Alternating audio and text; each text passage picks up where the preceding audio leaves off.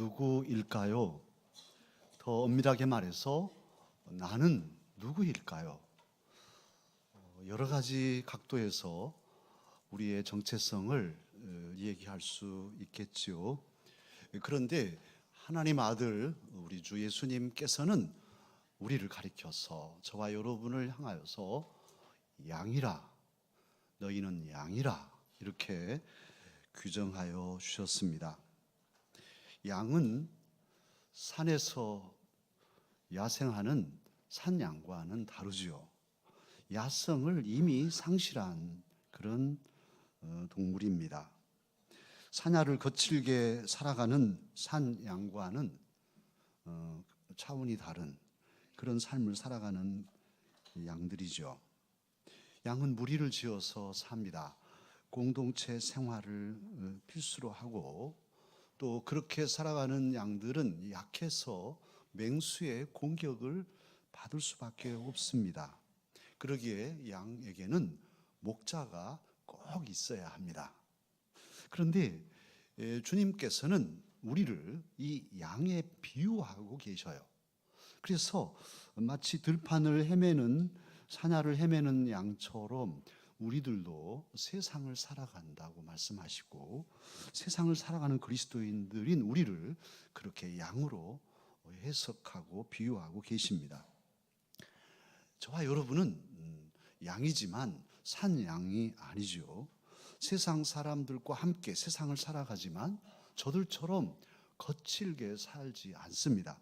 저들과는 가치관이 다르고 특히 삶의 방식이 저들과 다릅니다. 그리스도인에게는 신앙의 양심이 있습니다. 그리스도인에게는 세상의 법을 세상 사람들과 같이 지키고 살지만 그 법을 넘어서서 하나님의 계명을 가지고 삽니다. 그리스도인들은 세상 사람들처럼 장사도 하고 사업도 하고 자식도 기르고 열심히 살지만 그럼에도 이 세상을 넘어선 저 영원한 하나님의 나라를 바라보고 영원한 가치를 추구하는 사람들이 바로 저와 여러분 그리스도인 주님의 양들입니다. 우리도 믿음의 공동체를 필수로 살아갑니다. 교회 공동체 꼭 필요합니다. 겉도는 그런 신앙은 악한 사탄에게 먹힐 수가 있어요. 그래서 항상 교회 안에 있어야 합니다. 물론 마음에 맞지 않은 사람도 있을 수 있고 교회 생활하면서 상처받고 상처를 줄 수도 있는데 그럼에도 주님은 저와 여러분을 한 우리의 양떼 중에 있게 하셨어요. 그래서 서로 조정하고 긴장하면서도 다시 마음을 풀고 손을 맞잡고 서로 사랑으로 다시 일어서는 이런 훈련을 교회 안에서 하게 하셨습니다. 양에게 교회 공동체는 필수입니다. 또한 저와 여러분 하나님의 양들은 세상 사람들에게 공격을 받습니다. 특히 악한 사탄의 세력, 죄와 사망의 세력은 저와 여러분을 그냥 두지 않습니다. 어떻게 하든지 공격해서 우는 사자처럼 삼켜서 우리를 망가뜨리려고 도전합니다. 그렇기 때문에 하나님의 양들에게는 그리스도인들인 저와 여러분에게는 목자가 꼭 있어야 합니다.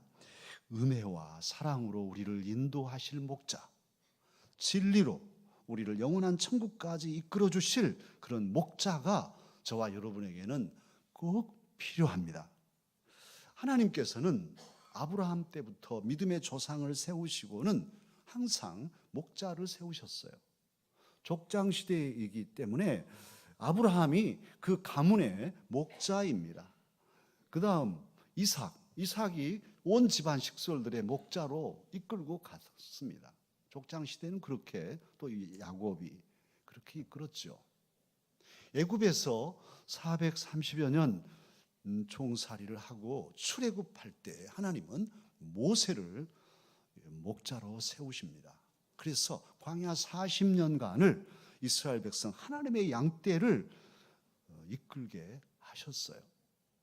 그리고 이제 요단강을 건너서 가나안 시대를 열 때 가나안 정복 시대는 여호수아를 목자로 세우시고 여호수아를 통해 하나님의 양떼를 돌보며 31왕국을 정복하고 12지파를 각각 땅을 차지하도록 해서 분배하고 정착해 하였습니다.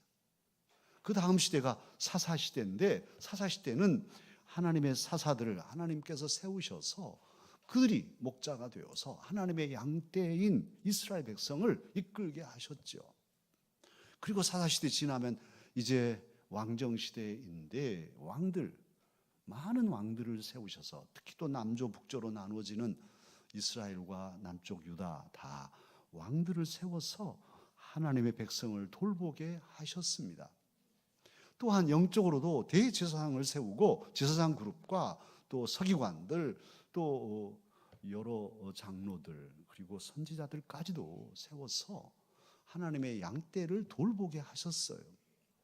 그런데 우리가 잘 아는 대로 이러한 지도자들 목자의 사명을 제대로 감당했는가 보면 상당한 부분 오늘 본문에 나온 대로 사꾼에 지나지 않는 지도자들이 많았습니다.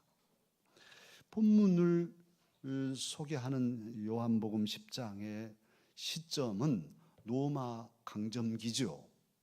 이 시대의 정치 지도자들은 로마 식민 통치의 하수인들이었습니다. 하나님의 백성을 돌보는 목자가 아니라 로마에 빌붙어서 로마의 하수인 노릇을 하고 로마 정권의 목자 노릇을 하는 그런 사람들이 많았습니다. 대제사장과 장로들, 서기관들도 종교적인 자기 지위를 유지하기 위해서 사꾼에 지나지 않는 백성들의 아픔과 영적인 피폐함을 돌보지 않는 그런 지도자들이 부지기수였습니다. 사랑하는 강서가족 여러분, 오늘 2018년을 살아가는 저와 여러분의 환경은 정치적으로 또 영적으로 어떠합니까?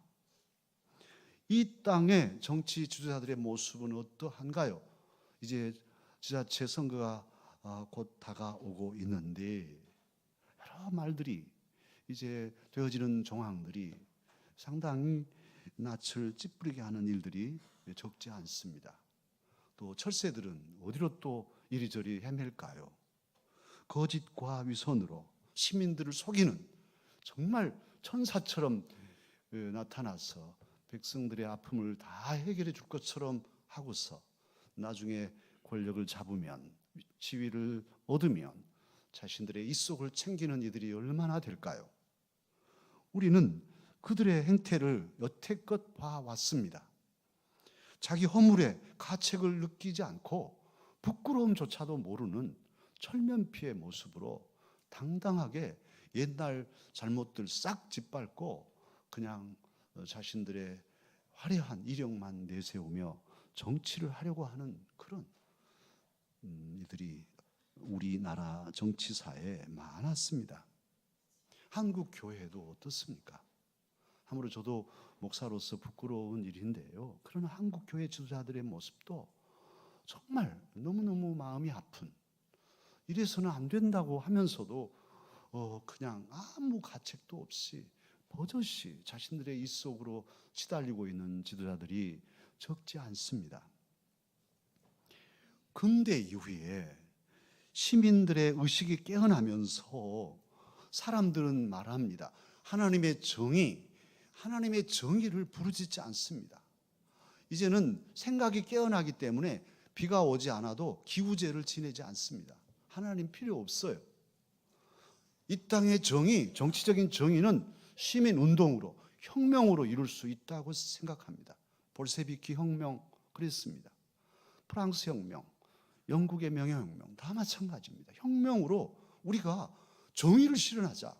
우리의 촛불 혁명, 이 정의를 우리가 할 수 있다 하는 것이 대부분 사람들의 마음입니다. 이건 크리스찬까지도 들어가 있어요. 그래서 이제 하나님 필요 없어요. 뭐 이까짓 것 정권 잘못되면 우리가 치우지 뭐 하는 것이 사람들의 마음에 은연중에 들어와 있습니다. 그래서 정의를 실현할 수 있다고 자신하고 혁명을 일으켰는데요. 그런 운동의 중심에는 내가 참 목자다, 내가 할 수 있다 하고 나서는, 그래서 대중을 이끈 이들이 많았습니다.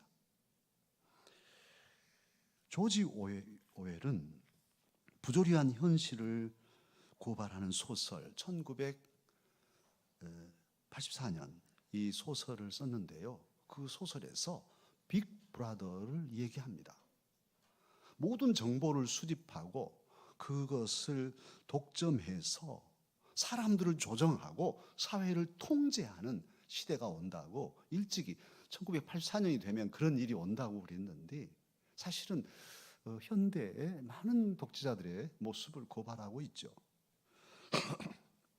그런데 어떻습니까? 현대사의 빅브라더들, 소위 정말 자신들이 구세주처럼 나타나서 나라를 잘 이끌겠다고 큰소리 꽝꽝 치던 그런 비비들이 결국은 사건에 지나지 않았던 것을 우리는 목격하고 있고, 우리는 지금 두 사람의 대통령이 구속되어 있는 상황입니다. 얼마나 화려하게 등장했습니까마는 그렇게 끝났어요. 사랑하는 강사가족 여러분, 그러면 이 어지러운 세상에서 참으로 우리를 바르게 이끌어줄 목자는 없습니까? 누가 우리를 참으로 진리 가운데 평화롭게 생명의 길로 우리를 인도해 줄 목자이겠습니까? 어느 정치인이 그 일을 해내겠습니까? 어느 철학자가 이 일을 합니까? 감사하게도, 놀랍게도 오늘 성경에서, 본문 말씀에서 예수님은 친히 말씀하십니다. 11절과 14절 반복하시는데요. 나는 선한 목자라, 나는 선한 목자라, 이렇게 반복해서 강조하십니다. 이 5절을 우리가 글로만 읽지만은 느껴볼 수 있는데요. 당당한 자신감이 느껴지는, 참으로 아주 담백하게 말씀하심에도 강한 자신감이 느껴지는 말씀, 나는 선한 목자다, 이렇게 선포하고 계십니다. 그러면 왜 예수님은 참 목자이실까요? 왜 예수님은 소위 세상의 빅브라더들과는 차별이 나는 진정한 목자, 선한 목자라고 하실까요? 예수님께서 친히 당신이 선한 목자요, 참 목자이신 증거를 대고 있는데, 그 근거가 뭐냐 하면 오늘 11절과 15절에서 반복하시는 선한 목자는 양을 위하여 자기 목숨을 버린다, 선한 나는 양을 위하여 목숨을 버린다 하는 이 반복하는 내용, 증거입니다. 예수님께서 참 목자이신 증거는 당신의 목숨을 양인 저와 여러분을 위하여 주셨기 때문입니다. 그 누구도 하지 못한 일, 그 누구도 할 수 없는 일을 예수 그리스도는 하셨습니다. 그래서 말뿐이 아니라 참으로 당신의 목숨을 우리 위해 주셨습니다. 양을 위하여 목숨을 버리신 일은 명명백백하게 모든 빅브라더들과 차이가 나는 진정한 목자이신 증거입니다. 예수님은 하나님의 아들이시기에 우리를 아시죠. 사람의 마음을 아셔요. 모든 정보를 아셔요. 사실은 우리가 혼자 이불 속에서 생각한 것까지도 다 아시는 분이시잖아요. 모든 정보를 아시기에 이 모든 정보를 취합해서 우리를 조정하고 으르고 사회를 통제할 수 있는 하나님이십니다. 그럼에도 우리 주님은 그 모든 권리와 그 권세와 그 지위를 내려놓으시고 세상에 사람으로 오셨습니다. 그리고는 저와 여러분을 위해서, 양을 위해서 당신의 목숨을 내어 놓으셨습니다. 주님이 십자가에 달리실 때 제자들 12명 중에 한 명, 가룟 유다가 예수님을 넘겼지요. 이렇게 제사장들에게 넘겼어요. 그런데 넘길 때 예수님, 이까짓 건 네가 뭔데? 하고 안 넘겨질 수 있잖아요.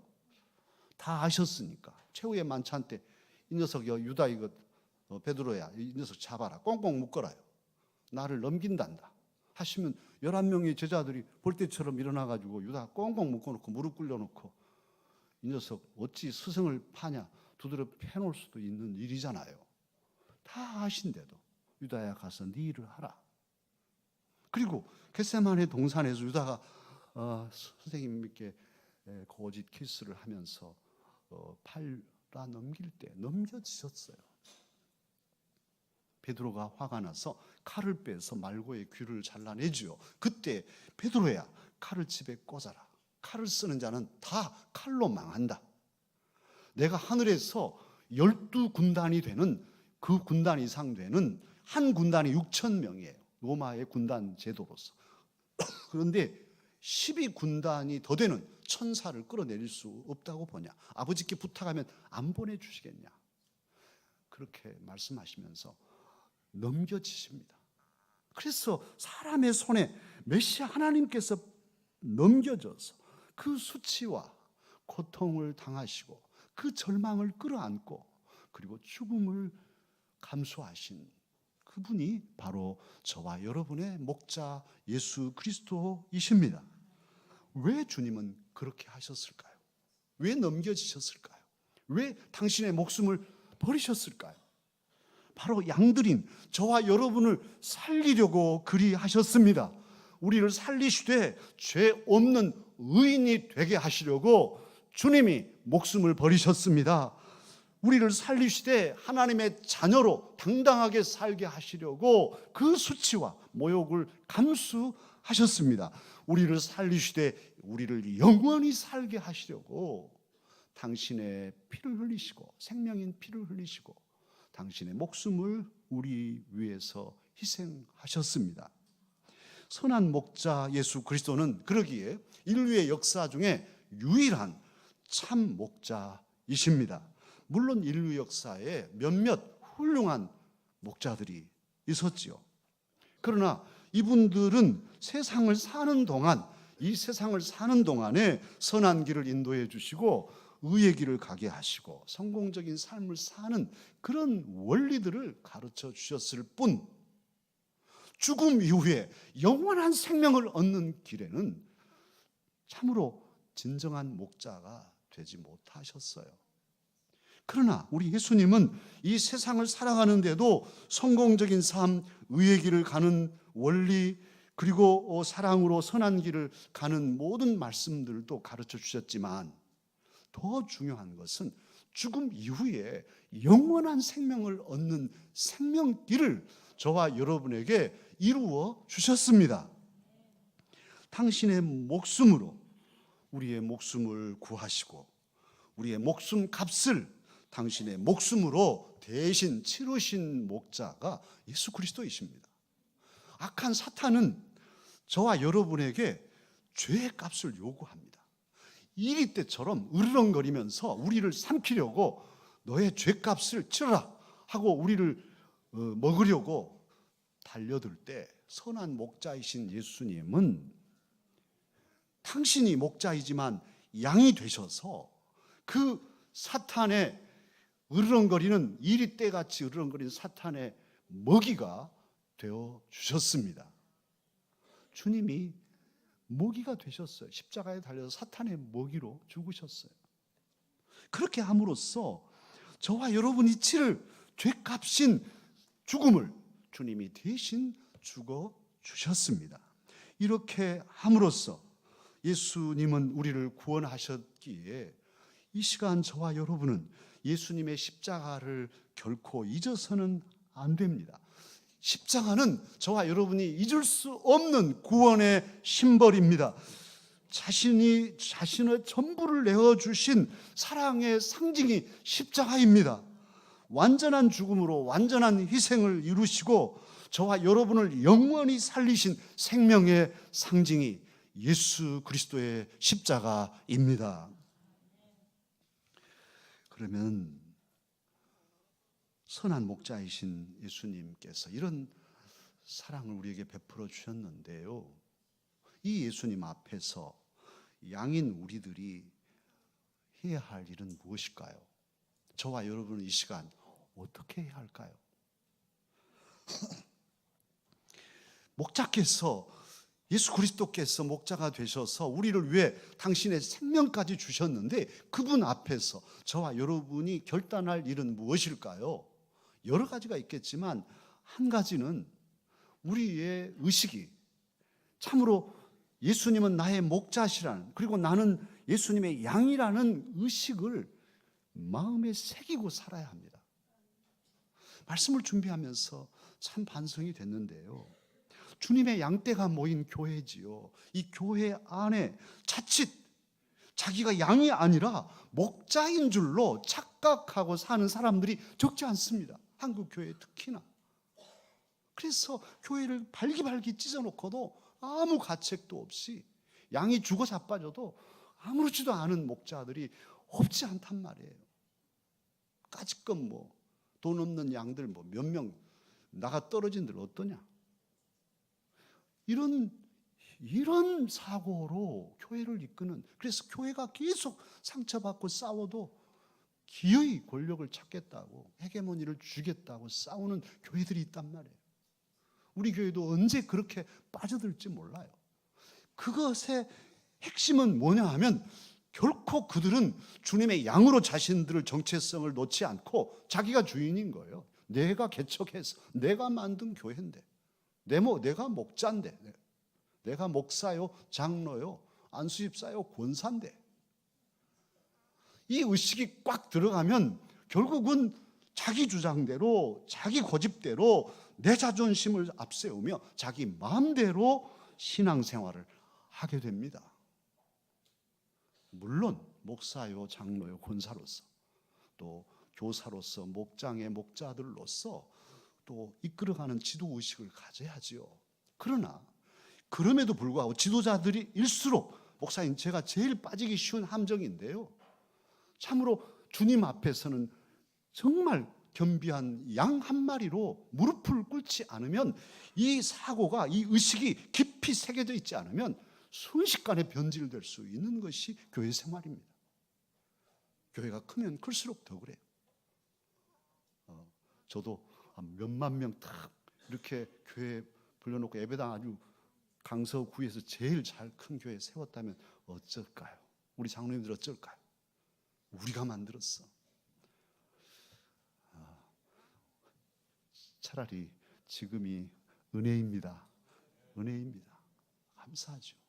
참으로 나는 주님의 어린 양일 뿐인데, 못난이 같은 우리를 주님이 사랑하시고 주의 일을 맡기셨을 뿐, 죽을 때까지, 아니 죽어서 영원토록 우리는 주님의 양인데 이걸 잊어버린단 말이에요. 그래서 목을 빳빳하게 세우고 설치다가 이리때에게 먹히기 딱 좋은 그런 삶을 살아가는 이들이 없지 않습니다. 사랑하는 강서가족 여러분, 이 시간 저와 여러분 점검하십시다. 나는 지금까지 주님의 교회의 양으로 살았는가, 목자로 살았는가? 나는 주님 앞에서 양의식을 가지고 있는가, 그 의식이 없었는가 점검하셔야겠고요. 이 시간 저와 여러분 주님의 양임을 다시금 마음판에 새기십시다. 우리는 모두 주님의 양입니다. 따라서 하실까요? 나는 주님의 양입니다. 나는 주님의 양입니다. 목사인 저와 또 여러 교육자들이나 장로님들, 교회 지도자들일수록 이 나는 주님 앞에 양이라는 사실을 명심 또 명심하며 주님을 섬기십시다. 그리고 이제 또 할 일이 있습니다. 양으로서 목자이신 주님 앞에서 결단하고 할 일이 있는데요, 그것은 주님의 음성 듣기를 기뻐하고 목자이신 예수 그리스도를 따라 살아야 한다는 점입니다. 이 결단이 있어야겠어요. 어떤 경우에도 주님 음성 듣기를 늘 즐거워하고 늘 귀 기울이고, 그리고 목자께서, 주님께서 이끄시는 대로 최선을 다해서 그 걸음을 따라가는 결단이 있어야만 우리는 양으로서 제 길을 갈 수 있습니다. 대체로 우리 목자이신 예수님은요, 양을 인도하실 때 특별한 경우, 사도 바울이나 이런 분들 경우는 모르지만 대체로 양들의 모가지를 비틀어 가지고 이리 와 하고 강제로 끌고 가시는 분이 아니셔요. 몽둥이 들고 너희들 안 갈래 하고 막 위협하며 몰고 가시는 분이 아니셔요. 그렇기 때문에 우리들이 자칫 함부로 살 수 있고 주님의 뜻을 어긋지면서도 전혀 깨닫지 못하고 갈 수가 있죠. 그러나 주님은 기다리십니다. 우리가 듣고 따라올 때까지 간절히 우리의 이름을 부르시며 우리를 기다리고 기다리시는 분이 저와 여러분의 목자 예수 그리스도이십니다. 사실 몽둥이 들고 우리를 위협하는 목자보다도 기다리시는 그 목자가 더 애잔하고 더 마음이 가지 않습니까? 주님이 그렇게 우리를 기다리시는데도 우리는 외면하고 내 갈 길을 내 맘대로 간다면 얼마나 주님 마음 아프시겠어요. 너무 주님께서 오래 기다리시지 않도록 주님의 음성에 귀를 기울이고 주님의 음성이 선포되는 날, 그 음성이 들리는 날에는 신속하게 주님을 따라가는 신실한 주님의 양들이 되십시다.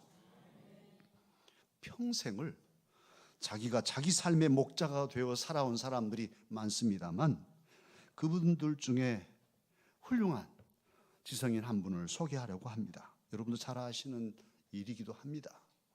한국 최고의 지성인으로 꼽히는 이어령 교수입니다. 그분이 그렇게 사셨더라고요. 내가 명예를 얻고자 글을 썼는데 명예를 얻었다. 돈이 필요해서 돈을 벌려고 애를 쓰니까 돈이 벌리더라. 몸이 아파서 병원에 가서 치료받으니까 다 나았다. 그런데 어려서부터 해결되지 않는 한 가지가 있었어요. 그것은 외로움이었어요. 외로움. 뭐가 외로웠을까? 지성인이니까 느낀 거죠. 아내도 있고 자녀도 있고 다 있지만 제자들도 있고 명예도 있지만 외로움을 어떻게 해볼 수가 없었대요. 고독감, 절대 고독이라고 표현하십니다.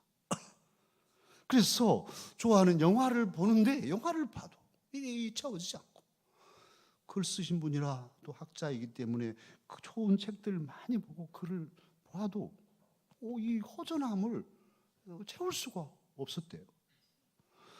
영혼이 광야를 지나면서 이 갈증, 이 영원한 것에 대한 갈증, 이 고독함, 어머니도 오지 못하는, 누구도 오지 못하는 이 고독 앞에 괴로움 속에 살았는데요.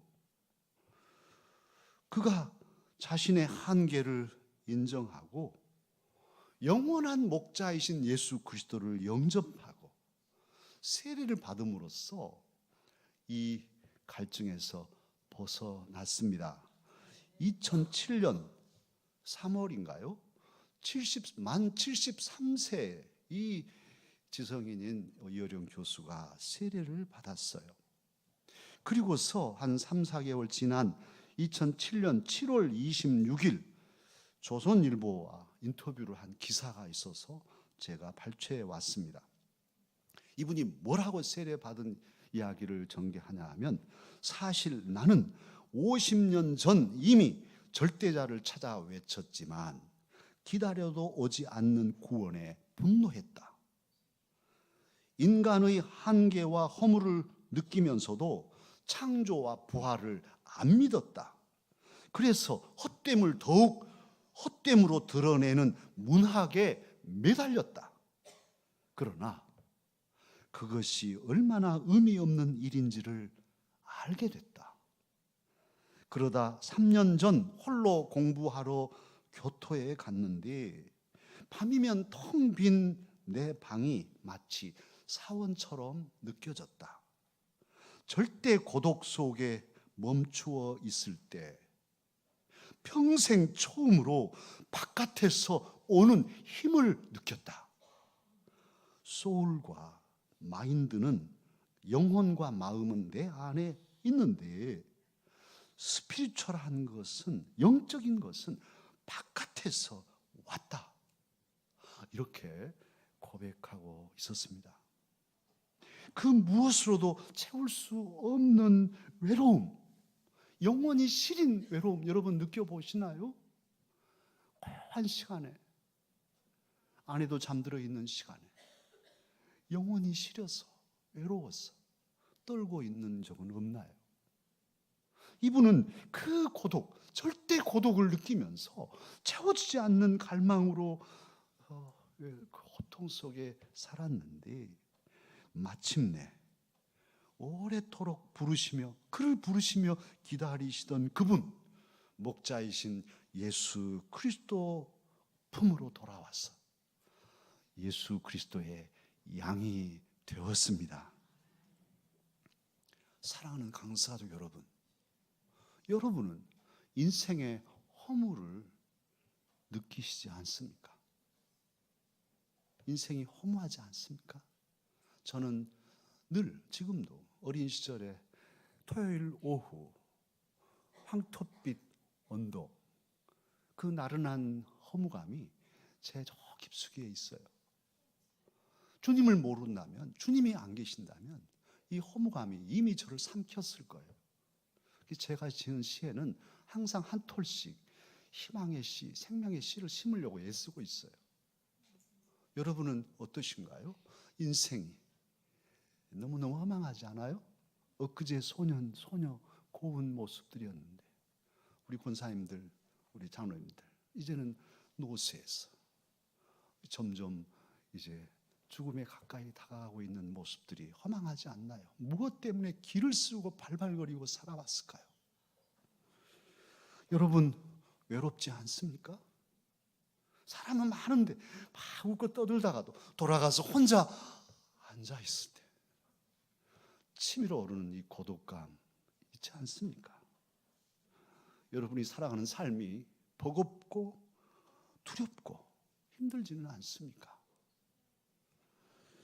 삶뿐 아니라 더욱더욱 죽음의 순간이 두렵지는 않습니까? 어떤 권사님 저에게도 나는 죽을 때 고통스러울까 봐 그게 두려워요. 죽음의 순간이 너무 두려울 그런 마음은 여러분에게 없습니까?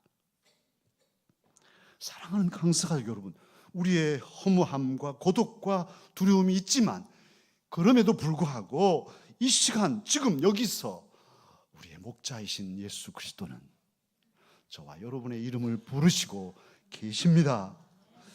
우리의 이름을 부르시며 우리를 영원한 하나님의 나라로 인도하시겠다고, 내가 너희의 목자라고, 나는 선한 목자라고 오늘도 주님은 저와 여러분에게 말씀하고 계십니다.